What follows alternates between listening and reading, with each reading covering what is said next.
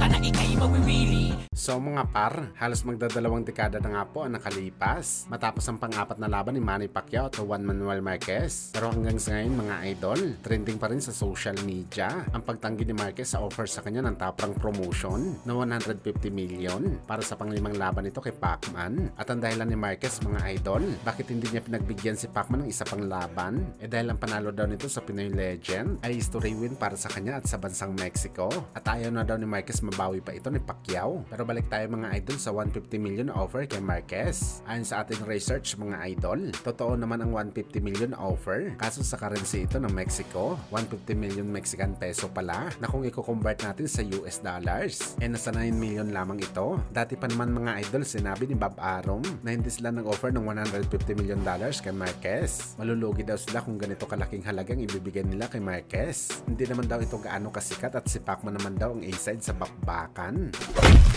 Samantala matapos nga po ginulat ng The Ring Magazine ang mundo ng boxing sports nang sinabi nila mga idol na kansilado na daw ang laban ni Canelo at Crawford na dapat gaganapin sa buwan ng September. Bagaman sa kakapasok lang po na balita mga idol, galing mismo kay Turki Al-Sheikh, kinumpirma nito mga boss ang 4-fight deal ni Canelo sa Riyadh season simula sa buwan ng Mayo, isa sa buwan ng September at dalawa naman sa 2026. At 3 sa 4 na laban ni Canelo mga idol ay sa Riyadh gaganapin ng boxing event. Ibig sabihin dadayo ito sa Saudi. Talagang naguguluhan tayo mga idol sa nangyayari dito sa boxing. Dahil ayon kay Mike Carpenter ng ESPN, isang batikang boxing insider, malapit na daw may ikasang laban ni Jake Paul at Canelo nagaganapin sa May 3 sa Las Vegas na ipapalabas sa Netflix. Tapos ganito na naman ang balita mga idol. Wala kung totoo talaga mga idol ang sinabi ni Turki na lalaban sa kanya sa Canelo ng 4-fight deal at kanselado ang laban kay Crawford. Isa lang talagang ibig sabihin nito mga idol. Sumunod si Boss Turki sa gusto ni Canelo at binitawan nito si Crawford. Ang ganitong senaryo mga idol pwede talaga mangyari. Nabaklasin ni Boss Turki si Crawford at ipalit nito si Canelo dahil mas may pangalan si Canelo kaysa kay Crawford. Kumbaga mga idol, kahit itapon ni Boss Turki itong si Crawford, hindi ito makaka-apekto sa kanya sa Riyadh season dahil papalitan naman siya ng isang superstar na si Canelo na face of boxing. Sa mga hindi po kasi nakakaalam mga idol, isang brand po ang company ni Turki Al-Sheikh. Ito nga ang Riyadh season. Kumbaga priority nila i-promote ang kanilang brand at kailangan nila ng malalaking tao para magawa ang bagay na to.